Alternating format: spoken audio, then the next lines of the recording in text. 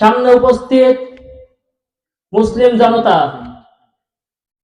পর্দার অন্তরায় থেকে শুনছেন মা এবং বোনেরা, শেষ পর প্রাণপ্রিয় চুয়াডাঙ্গা জেলাবাসী, আপনারা সবাই কেমন আছেন? আমাদেরকে ভালো রেখেছেন যিনি, তিনি কে? সেই রবের দরবারে শুকরিয়া আদায় করছি আলহামদুলিল্লাহ। আরো একবার শুকরিয়া আদায় করছি যে রব্বে কারীম আমাদেরকে এই জান্নাতের বাগানে বসার তৌফিক দিলেন। আর একবার পড়ছি আলহামদুলিল্লাহ। আল্লাহ রাসূল সাল্লাল্লাহু আলাইহি ওয়াসাল্লাম একদিন সাহাবীদের সামনে বলছেন, ও আমার সাহাবীরা, যখন তোমরা কোনো জান্নাতের বাগানের পাশ দিয়ে হেঁটে যাবে, তোমরা অবশ্যই জান্নাতের ওই ফল কুড়িয়ে নিও। সাহাবীরা বলছে, আল্লাহ রাসূল, জান্নাতের বাগান আবার কি? তখন আল্লাহ রাসূল সাল্লাল্লাহু আলাইহি ওয়াসাল্লাম বলছেন, দুনিয়ার মধ্যে যেখানে কোরআন এবং হাদিসের আলোচনা হয়, আমার কথা হয়, আল্লাহর কথা হয়, সেটাই হচ্ছে জান্নাতের বাগান। পড়েন সুবহানাল্লাহ। এই জায়গায় বসতে পেরে খুশি নাকি বেজার? আরেকবার পড়ছে আলহামদুলিল্লাহ। দরুদ ও সালাম বর্ষিত হোক সর্বযুগের সর্বশ্রেষ্ঠ মহামানব, আমাদের সকলের ভালোবাসার মানুষ, যার অনুসরণে আমাদের জীবন পরিচালনার কথা আমাদেরকে বলা হয়েছে, যার ব্যাপারে আল্লাহ বলছেন, ওমা আরসালনাকা ইল্লা রাহমাতাল লিল আলামিন, যে হে নবী, আপনি পুরো বিশ্ববাসীর জন্য রহমত স্বরূপ। পড়েন আলহামদুলিল্লাহ, সুবহানাল্লাহ। সেই নবীর প্রতি দরুদ পরিবেশন করছি, আল্লাহুম্মা সাল্লি আলা মুহাম্মাদ, আল্লাহুম্মা বারিক আলা মুহাম্মাদ। রাসূলের পরিবার পরিজন, তার সঙ্গী সাথী এবং একনিষ্ঠভাবে যারা তাদের দ্বীনের অনুসারী হবে, তাদের উপর শান্তি বর্ষিত হোক, আল্লাহুম্মা আমিন। সম্মানিত উপস্থিতি, আমি আপনাদের সামনে আল কোরআনুল কারীম থেকে একটি মাত্র আয়াতে কারিমা তিলাওয়াত করেছি, যার আলোকে কয়েকটি কথা আপনাদের সামনে বলার চেষ্টা করব। ওমা তাওফিকি ইল্লা বিল্লাহ। আল্লাহ সুবহানাহু ওয়া তাআলা আমাদেরকে দুনিয়াতে পাঠিয়েছেন, এবং সেই উদ্দেশ্য কি আমাদেরকে দুনিয়ায় পাঠানোর, সেই লক্ষ্য উদ্দেশ্য আল্লাহ আমাদেরকে জানিয়েছেন।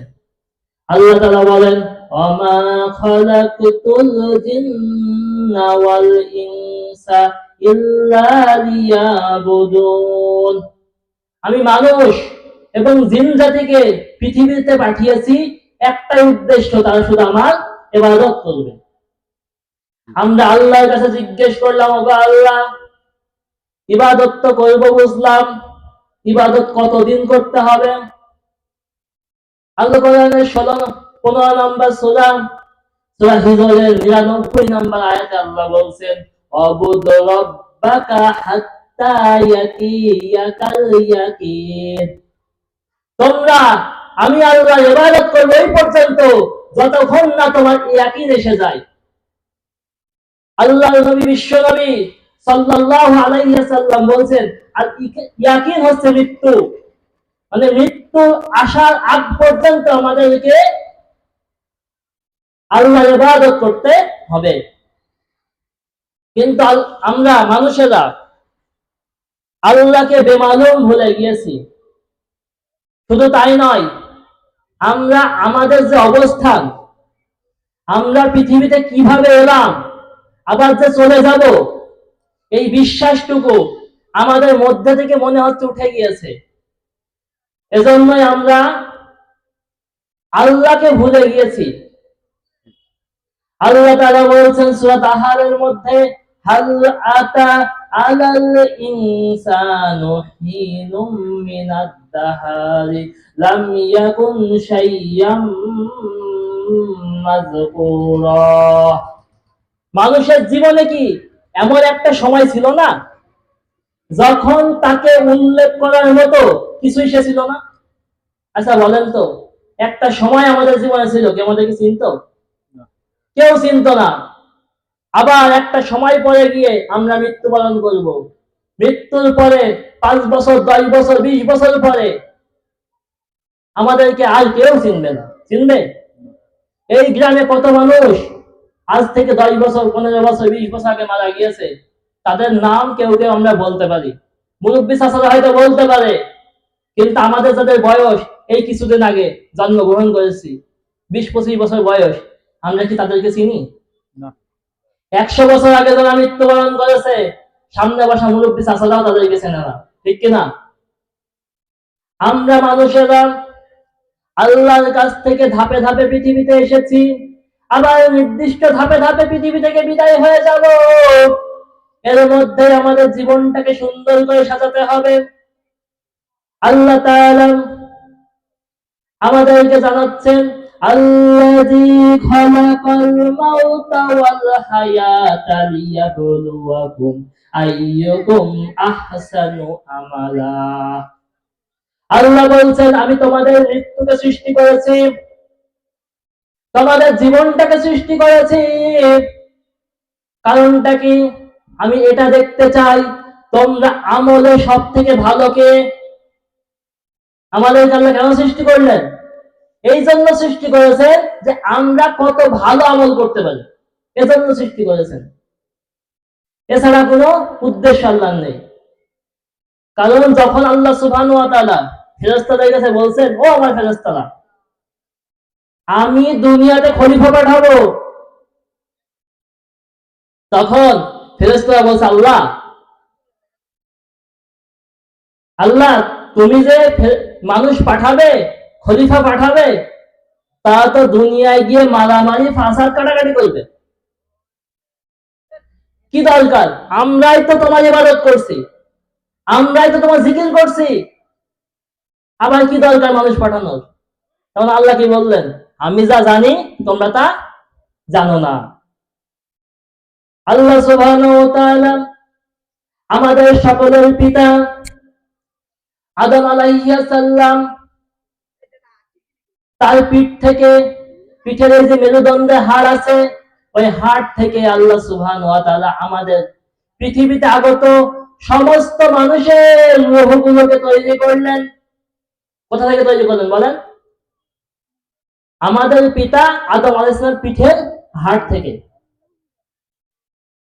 তাহলে আমাদের পিতাকে বলেন আদম আলাইহিস সালাম নাকি বান্দর? কেউ কেউ তো এখন বলে আমরা বানরের বাচ্চা। কিভাবে? তাদের যুক্তি কি? তাদের যুক্তি হচ্ছে, বানর রাস্তায় ঘোরাফেরা করতো, করতে করতে আস্তে আস্তে লোম খসে গিয়েছে, একটা সময় গিয়ে, একটা সময় পরে তার লেজ খসে গিয়েছে, তখন সে মানুষে পরিণত হয়েছে। নাউযুবিল্লাহি মিন যালিক। আচ্ছা বলেন তো, যদি এই পদ্ধতিতে মানুষ এসে থাকে, তাহলে দুনিয়াতে আপনারা কেউ দেখেছেন যে মুখটা মানুষের মতো, হাত পা গুলো বানরের মতো? এমন কিছু দেখেছেন আপনারা? বা হাত পা মানুষের মতো হয়ে গিয়েছে, মুখটা এখনো বানরের মতো রয়েছে, এমন কিছু আছে? তারপরেও তাদের কথা যদি মেনে নি, আমরা মানুষ, তাই না? মানুষ বাস করি কোথায়? জনগণের মধ্যে, ঠিক কিনা? আর বানর থাকে কোথায়? বনে জঙ্গলে। এখন তোমাদের যদি এত ইচ্ছা করে নিজেদেরকে বানরের বাচ্চা বলে পরিচয় দেবে, আমাদের কোনো আপত্তি নেই, আমাদের কোনো আপত্তি নেই। তোমাদের জাতি ভাইরা ওই সুন্দর বলে বান্দর বলে বসবাস করে, তোমরা তাদের সঙ্গে গিয়ে থাকো, সমস্যা আছে? কারণ মানুষের সমাজে বানরের বাচ্চার কোনো ঠাঁই নেই, ঠিক কিনা? আমরা বলতে চাই, আমরা মানুষের সন্তান, আমাদের পিতা আদম আলাইহিস সালাম। আল্লাহ তাআলা আদমের পিঠ থেকে আমাদেরকে তৈরি করার পরে আমাদেরকে প্রশ্ন করছেন, আলাস্তু বিরাব্বিকুম, আমি কি তোমাদের রব নই? সেদিন আমরা কি বলেছিলাম বলেন? আমরা বলছিলাম, বালা, অবশ্যই আপনি আমাদের রব, শাহিদ না, আমরা সাক্ষী থেকে গেলাম, আমরা সাক্ষী থাকলাম যে আপনি আমাদের রব। এখন দুনিয়াতে, পৃথিবীতে এসে সাক্ষ্য দিলাম আল্লাহ আমাদের রব, কিন্তু পৃথিবীতে এসে আল্লাহকে মানা হয় না, ঠিক কিনা? আল্লাহকে যদি মানতাম, তাহলে কি মসজিদ গুলো ফাঁকা থাকতো? আজ আমরা মসজিদ তৈরির প্রতিযোগিতা করি, মসজিদ পাকা হয়, মসজিদ গুলো তৈরি হয়, এই মসজিদের কমিটি বলছে ওই পাড়ার মসজিদটা পাকা হয়ে গিয়েছে 2 তলা, আমাদের মসজিদ 3 তলা না করলে ভালো দেখায়? কিন্তু মসজিদ পাকা হচ্ছে, সালাত আদায় করার লোক নেই। কিন্তু মুয়াজ্জিন দৈনিক 5 বার আমাদেরকে ডাকছে, হাইয়া আলাস সালাহ, হাইয়া আলাল ফালাহ, এসো সালাতের দিকে, এসো কল্যাণের দিকে। মুয়াজ্জিন তো ডাকছে, আমরা শুনছি মুয়াজ্জিন ডাকছে, কিন্তু মুয়াজ্জিন ডাকছে কার পক্ষ থেকে? আল্লাহর পক্ষ থেকে আমাদেরকে ডাক দিচ্ছে, কিন্তু আমরা সেই ডাক গ্রাহ্য করছি না। যে কথা বলছিলাম, আমরা রূহের জগতে আল্লাহর কাছে প্রতিজ্ঞাবদ্ধ হলাম, হে আল্লাহ তুমি আমাদের রব। রূহের জগৎ থেকে আল্লাহ সুবহানাহু ওয়া তাআলা আমাদেরকে মায়ের পেটে নিয়ে আসলেন, পিতামাতার মিলনের মধ্য দিয়ে আল্লাহ তাআলা আমাদেরকে মায়ের পেটে নিয়ে আসলেন। মায়ের পেটে আমরা 9 মাস 10 মাস সময় অতিবাহিত করলাম অন্ধকার কুঠুরির মধ্যে। একটা সময় পরে গিয়ে বাচ্চার আকারে আমরা পৃথিবীতে আসলাম। আমরা যখন পৃথিবীতে আসলাম, আমাদের চোখে পানি, আমরা শুধু একটাই আওয়াজ আমাদের মুখ দিয়ে বেরোয়, প্যা প্যা, তাই তো? এভাবেই তো আমরা কান্না করি। কিন্তু দুনিয়ায় যারা আমাদের আত্মীয় স্বজন, তারা কত খুশি। চাচা বলে আমার কোলে দাও, দাদা বলে আমার কোলে দাও, পিতা বলে আমার কোলে দাও, মাতা বলে আমার কোলে দাও, এভাবে ডাকতে থাকে। কিন্তু এমন দৃশ্য দেখা যায়, এই সন্তান কিছুদিন পৃথিবীতে থাকার পরে বিদায় হয়ে চলে যায়, যায় কি যায় না। আবার কিছু মানুষকে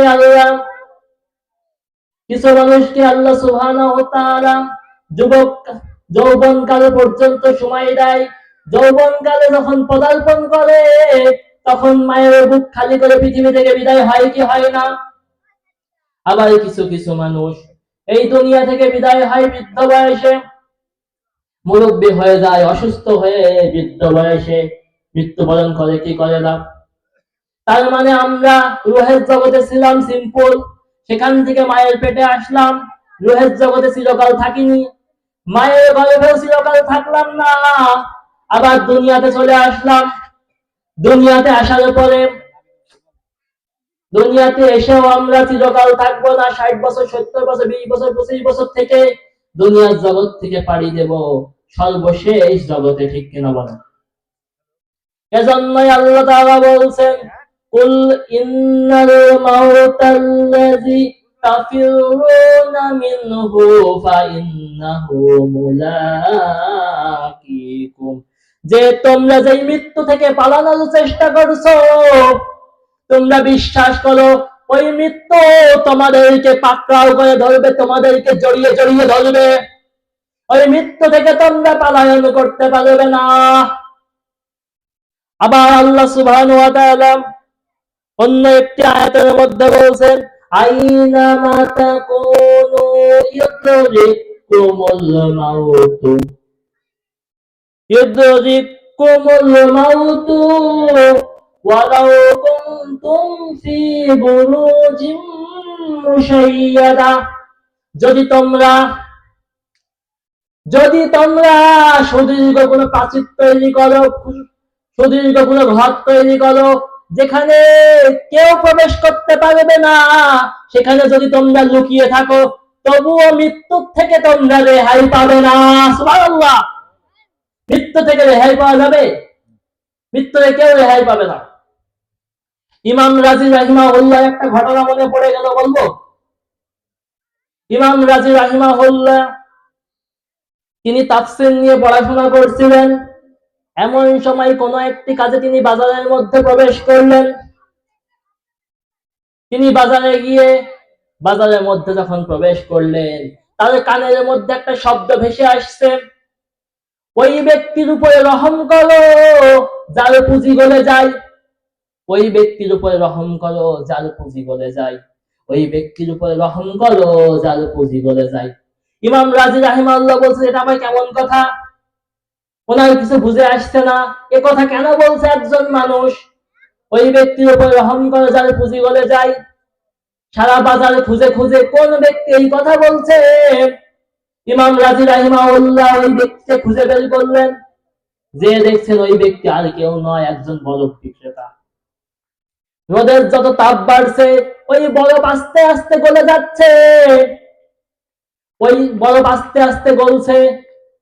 ওই ব্যক্তি বোঝাতে চাচ্ছে আমার এই বরফ যদি গলে যায় সেটা তো পানি হয়ে যাবে, আর পানি টাকা দিয়ে কেউ কিনবে না। কিনবে? আমাদের সমাজে বিভিন্ন কাজের জন্য বরফ তো বিক্রি হয়, হয় না? কিন্তু কলের পানি কেউ কিনে খায়? কলের পানি কেউ কেনে? কেনে না।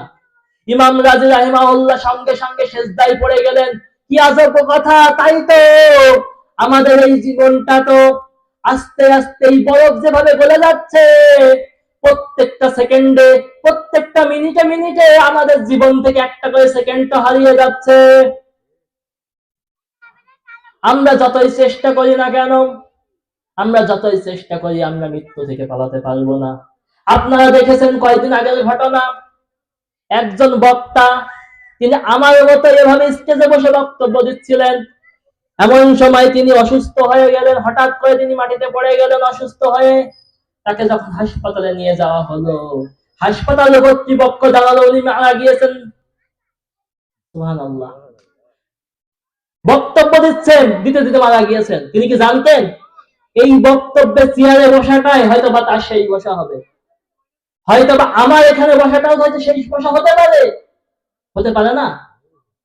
মৃত্যু থেকে মানুষ কোনোদিন পালন করতে পারে না, পারবে না। এমনকি আমাদের যারা নবী, তারা কি পেরেছে মৃত্যু থেকে পলায়ন করতে? কেউ পারেনি। আমাদের সকলের পিতা আদম আলাইহিস সালাম এর সামনে যখন আল্লাহ তাআলা রূহের জগতে সমস্ত রূহগুলোকে দেখালেন, দেখিয়ে বলছেন এগুলো কি জানো নাকি? তখন হযরত আদম বলছেন ও আল্লাহ, তুমিই তো জানো এখানে কি। তখন আল্লাহ তাআলা বলছেন কিয়ামত পর্যন্ত তোমার যত সন্তান পৃথিবীতে আসবে, এটা হচ্ছে তাদের রূহ, এগুলো তাদের রূহ। তার মানে ওইগুলো কাদের রূহ ছিল? আমাদের রূহ। তখন আদম আলাইহিস সালাম দেখলেন একটা রূহ খুব চকচক চকচক করছে। আল্লাহকে জিজ্ঞেস করলেন ওগো আল্লাহ, ওই রূহটা কার, যেটা চকচক চকচক করছে? আল্লাহ বলছেন ওটা তোমার সন্তান হযরত দাউদের রূহ, ওটা দাউদের রূহ। বলছে এটা দাউদের রূহ। তখন আল্লাহকে জিজ্ঞেস করছে হযরত আদম, ও আল্লাহ, আমার ওই সন্তানকে তুমি কতদিন হায়াত দিয়েছো পৃথিবীতে?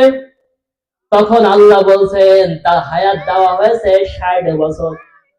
হযরত দাউদ আলাইহিস সালাম বয়স ছিল কত বছর? হায়াত 60 বছর। আল্লাহকে জিজ্ঞেস করছে হযরত আদম, ও আল্লাহ, আমার হায়াত কত? তখন আল্লাহ বলছেন 1000 বছর। বলছে ওগো আল্লাহ, আমার হায়াত তুমি দিয়েছো 1000 বছর, আর আমার সন্তান, এত সুন্দর সন্তান, তাকে তুমি মাত্র 60 বছর হায়াত দিয়েছো।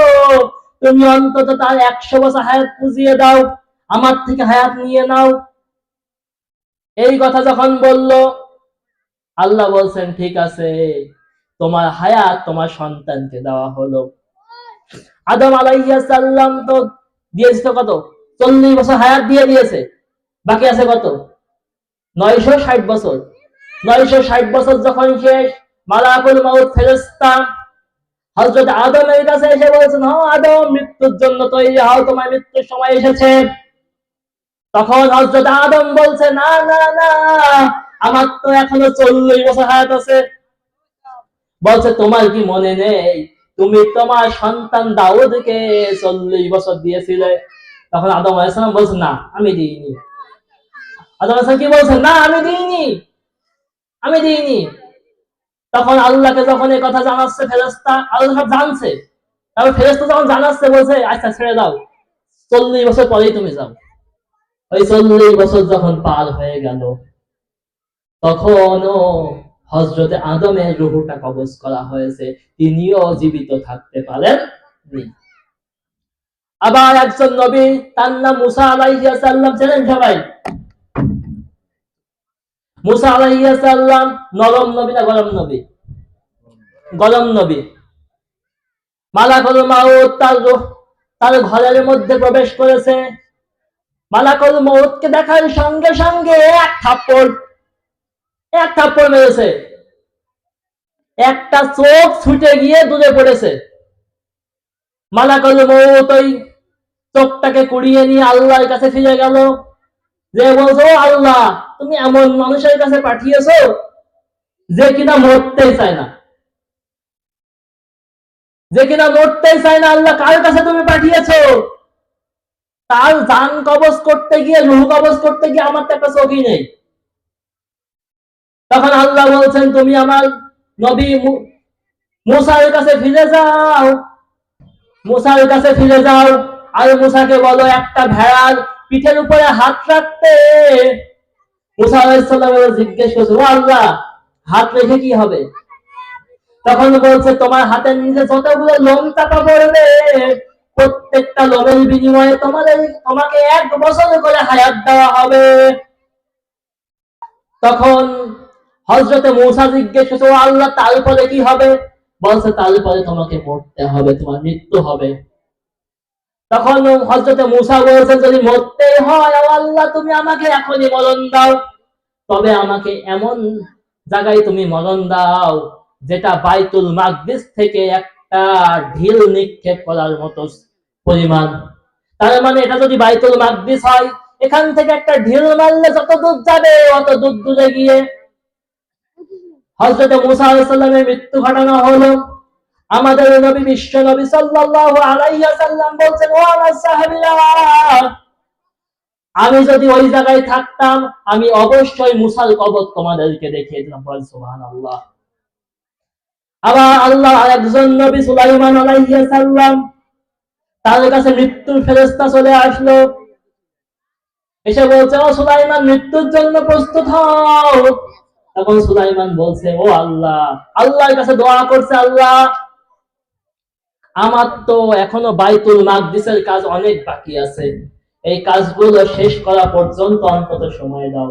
আল্লাহ বলছে না না সময় দেওয়া হবে না, তুমি একটা লাঠির উপরে ভর দিয়ে দাঁড়াও, তুমি একটা লাঠির উপরে ভর দিয়ে দাঁড়াও, লাঠির উপরে ভর দিয়ে দাঁড়াও, তারপর তোমার মৃত্যু ঘটানো হবে। একটা সময় পরে গিয়ে ওই লাঠিটা রুই পোকায় খেয়ে ফেলেছে। খেয়ে ফেলার পরে হযরতে সুলাইমান মৃত্যুর কোলে ঢলে পড়েছে। আমরা তাহলে কয়জন নবীর কথা শুনলাম? 3 জন নবী তাদের মৃত্যু হয়েছে।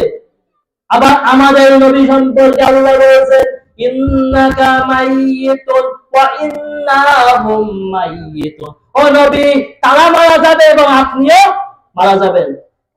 তাহলে বোঝা গেল মৃত্যু থেকে মানুষ যেমন পালাতে পারবে না, মৃত্যু থেকে মানুষ যেমন পালাতে পারবে না, ঠিক তেমনি ভাবে নবীরাও বাঁচতে পারে নাই, পৃথিবীতে যত মানুষ আসবে কেউ বাঁচতে পারবে না। মৃত্যু আমাদের এসে যাবে ভাইরা আমার, এই মৃত্যুর জন্য আমাদের প্রস্তুত থাকতে হবে, কারণ মৃত্যু যে কোনো সময় আসতে পারে। আপনি মনে করতে পারেন আমি যুবক, এজন্য আমরা মৃত্যুর আগে ইমানদার হয়ে মরতে রাজি আছেন? ইমানদার হয়ে মরতে রাজি আছেন সবাই? সবাই ইমানদার হয়ে মরবেন? ইমানের পথে অবিচল থেকে আমার মরণ যেন হয় তোমারই কাছে মিনতি আমার, ওগো প্রভু দয়াময়, ওগো প্রভু দয়াময়। সম্মানিত উপস্থিতি, আমি আপনাদের সামনে মৃত্যু নিয়ে কিছু কথা শোনানোর চেষ্টা করেছি। আমি আলোচনা যতটুকু করেছি, সর্বপ্রথম মৃত্যুর ভয় আল্লাহ আমার অন্তরে দিক, তারপর আপনাদের অন্তরে। আমি আপনাদের গ্রামের ছেলে, কথা বললেও কি না বললেও কি, গ্রামের মানুষ ভালোবাসে, এসেছি, কথা দুইটা বলেছি। আল্লাহ সুযোগ দিলে আবারও কখনো দেখা হবে। আখিরি দাওয়ানা আলহামদুলিল্লাহি রাব্বিল আলামিন। আসসালামু আলাইকুম ওয়া রাহমাতুল্লাহি ওয়া বারাকাতুহু।